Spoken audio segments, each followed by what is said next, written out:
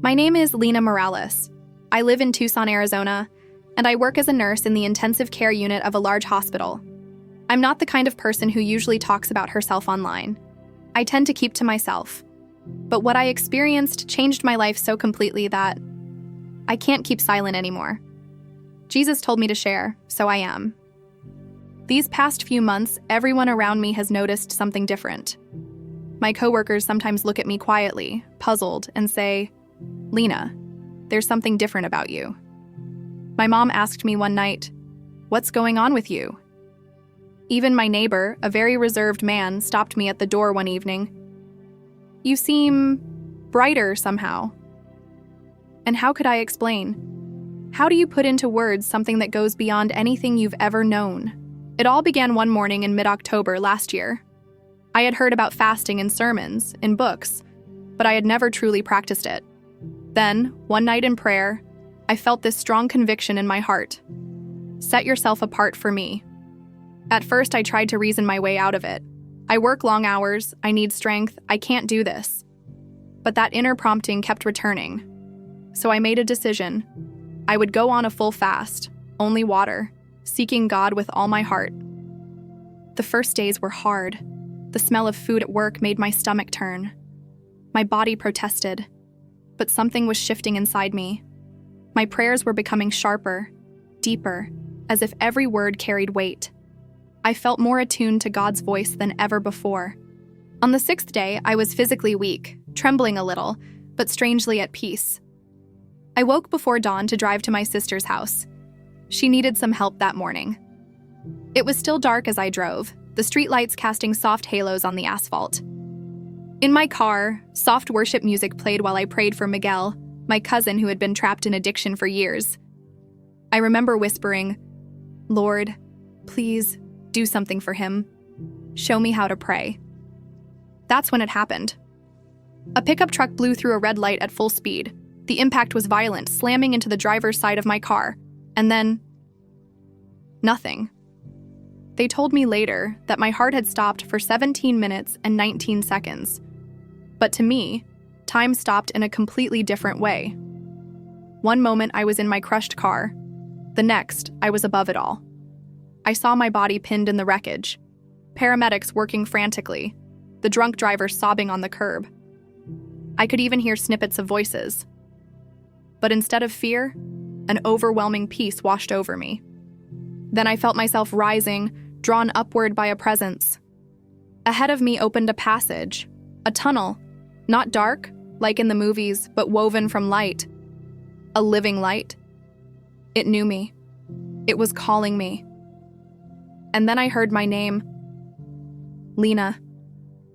I had never heard it spoken like that before. It was Jesus. I knew it instantly.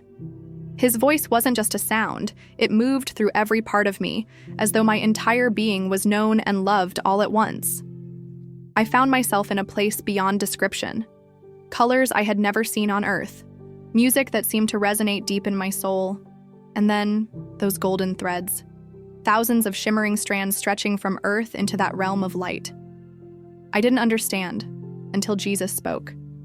These are the prayers and fastings of my children. I stared at those threads, some dim, others blazing bright. One in particular pulsed with an intense glow. Jesus smiled and said, "See that one? That's Emma in Vermont. She's interceding for her son." Then he showed me my own thread, fragile but growing stronger with each day. I saw how every day of fasting strengthened that connection between heaven and earth, like a muscle being trained. Then Jesus took me further, into what he called the halls of time. I don't know how to explain it, but I saw moments in spiritual history. Moses fasting on the mountain, Daniel seeking God with tears, men and women through the centuries whose hidden sacrifices shifted entire regions.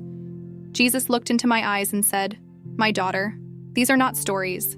They are real." In the days ahead, understanding fasting will be vital for my church.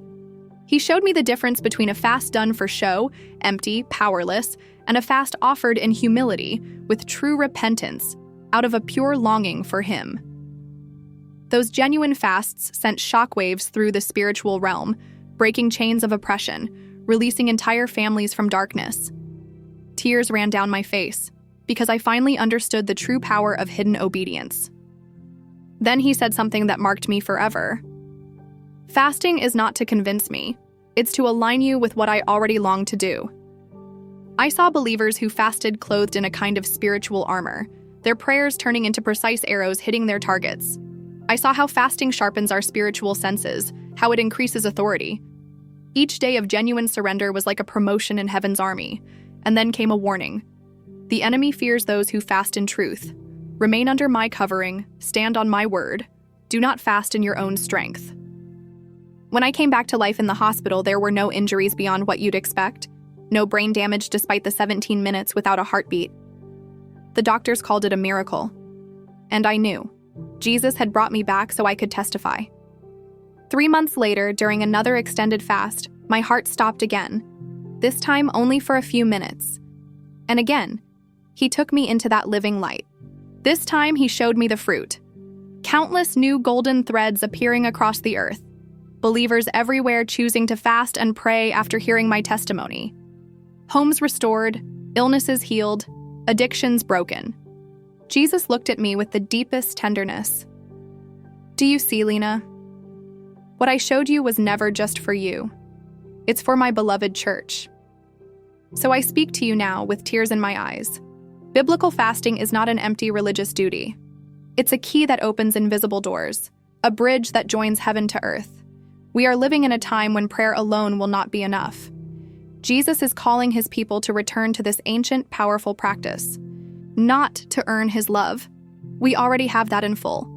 But to receive his power, to align ourselves with his heart, to carry his light into places where darkness is thickening. My cousin Miguel? Today, he has been free from addiction for 8 months. I do not believe that is a coincidence. I believe it is the faithfulness of Jesus and the power of obedience. If you are hearing these words, know this. It is not by accident. He is inviting you too into this journey, to step into deeper intimacy with him, to let your sacrifices become sparks that light up the earth for generations to come. The time is now.